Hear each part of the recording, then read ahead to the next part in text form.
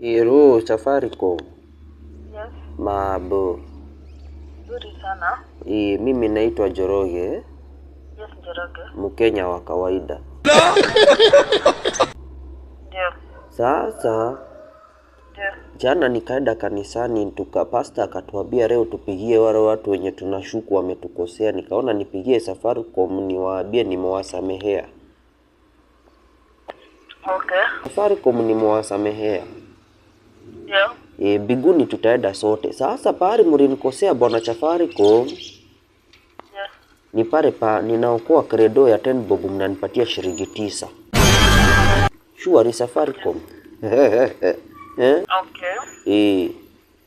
Ninaokoa ya bao mnanipatia 18 bob. Okay. Nimewasamehea kwa hiyo. Hizo shilingi mbili zinauma. Ndio.